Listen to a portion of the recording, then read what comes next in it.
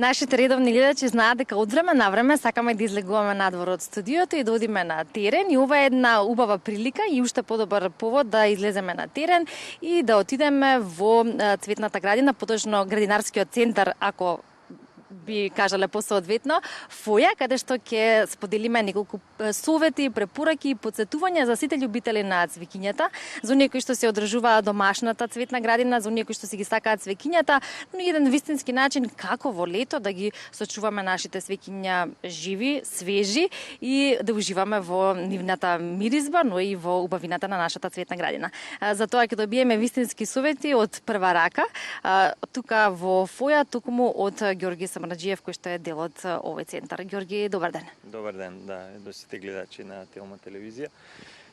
Токму така, да, летото е навистина период кога целата вегетација е бујна, многу растенија се во полн цвет.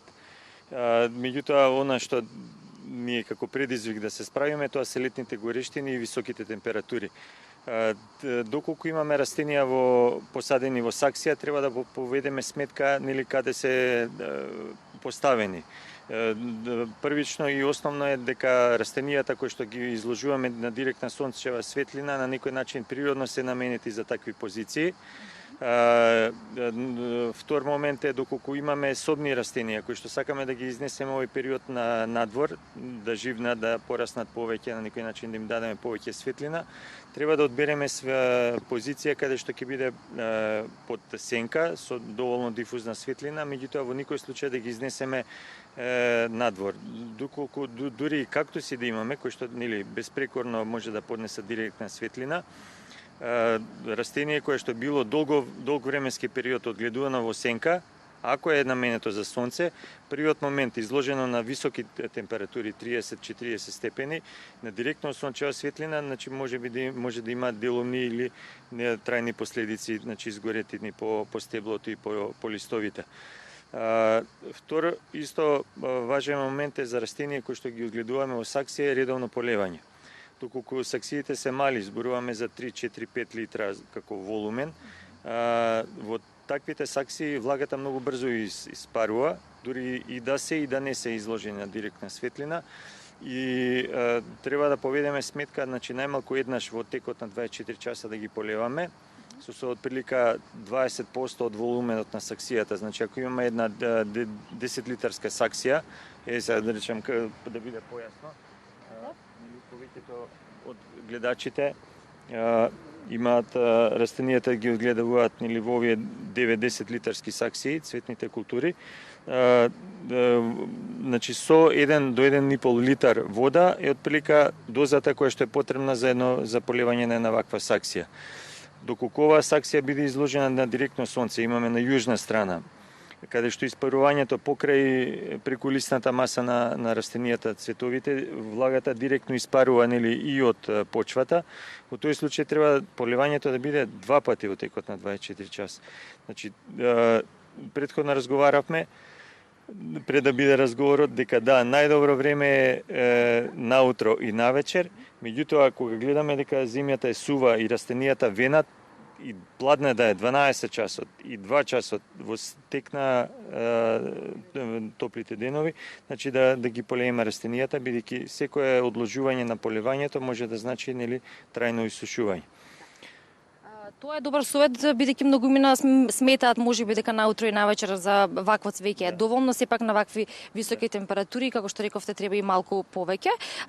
Од прилика да кажеме за оние кои што редовно си чуваат и си негуваат цвеќиња во своите домови во различни годишни времиња, се разбира, особено кога зборуваме за овој летен период, знаат што и како и веројатно се советували. Голем дел од нив претпоставуваме и кога доаѓаат тука да купат цвеќиња, ми поставуваат и прашања. Но за оние кои што сакаат да си ја обноват својата цветна домашна градина и кои што сакаат да си донесат дома нови цвеќиња за во летниот период, бараат веројатно препорака. Кои цвеќиња се најидеални, да речеме, за да ги чуваат во летен период или да речеме летни цвеќиња? Да.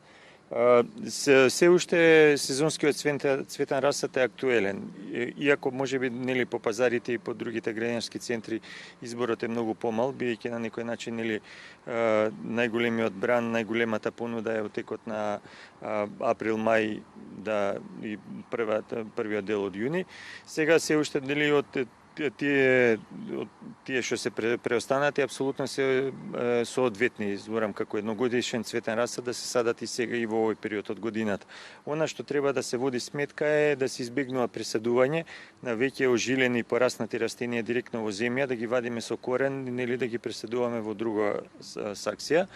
Или доколку за тоа сакаме овој период да одбереме растенија да го посадиме дали во градината или во поголема саксија, да биде растение одгледано во саксија. Значи, тогаш стресот за растението е многу мал, бидејќи со вадењето на коренот излегува целиот корен како бусен, значи не е оштетено, или ние да не го растураме дополнително бусенот, да не арониме земјата, да не го подкинуваме коренот. Таквото пресадување без стрес го велиме, нели, од помала саксија во поголема или директно во земја, апсолутно соодветно. Така да за сите оние нели што имаат исушени, имаат празни сакси или што сакаат да си го освежат дворот или терасата, иако е лето, иако се нели топли, врели деновите, сепак може тоа да го направат со растенија одгледани во сакси. И колегата Наумеве, верувам дека забележа со камерата отприлика каква понуда има тука или ова е само дел од тоа кое што може да се најде. Ова кое што е во наша близина е веројатно исто препорачливо за овој период или што е најбарно, да речеме, од некои што се посетители тука и доаѓаат? Да, нели луѓето сакаат цветови, да, нели тој бојата на цветовите, колорот е она што него внесува најмногу живост нели во дворот или на терасата. Секако како можеби како поиздржливи цветен расад на топли температури, топли денови, дали се тоа бегониите, дали се сарделите, ги има во различни форми. Значи, сепак, може би ја би ги издвоил лично сарделите, како едни од поиздржливите едногодишни сезонски цветен расад, кој што подеднакво успеваат на директна сончева светлина или пак во полусенка и не се толку нежни на болести и штетници и цветаат до првите ладни денови, значи дури и мала слана или мал мраз да ги фати во текот на есенските денови, значи тие продолжуваат со цветање, а секако доколку успееме да ги заштитиме од текот на зимата, можеме исто нели со повторно да ги сочуваме и за следната година.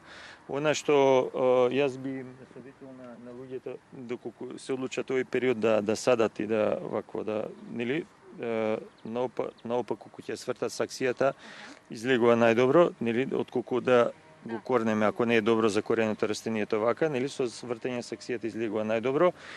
Посадено во поголема саксија, првите денови, можеби земјата околу него да е влажна. Меѓутоа првите недела две, додека коренчињата не влезат во земјата за да црпа таа влага, многу е важно поливањето да биде директно во срцето, во самиот бусен на растението. Тоа е што да речеме ни се случуваат растенија посадени во лето. Прво, самата саксија да биде со многу влага, значи да има резерва на вода во самиот корен, и второ, по полевањето секојдневно растението да биде полевано директно во срцето. Затоа што некои да речеме велат, ја имам капка по капка, ми се исуши растението. Јас ги прскам со црево, ми се исуши растението. Да, ќе се исуши бидејќи влагата што ја има во земјата околна, се уште нема растението пуштено коренчиње за да користи таа влага и многу е важно првите недела две растението да се полева директно во самиот бусен. Сега не знам дали ова прашање ќе биде на место, ама да речеме вака, како некој кој што претпоставуваме не гледа и чува цвеќиња, се наоѓа пред предизвик и верувам многу мина тоа им се случува во време на летни одмори, кога треба да заминат на одмора, ете некако нема кој да им ги наводнува цвеќињата во тие минимум една недела. Да. Како и на кој начин, на пример, во тој претходен период треба да се налива за да може да собера доволно влага да бар издржи за во тој временски период на летни одмори. Да. Значи со домашни трикови може да преживеат растенијата 2-3 до 4 дена. Веќе 5-6-7 или повеќе денови е опасно. Тогаш е најдобро пред одмори да се постави систем за полевање или тоа што велиме повикај пријател.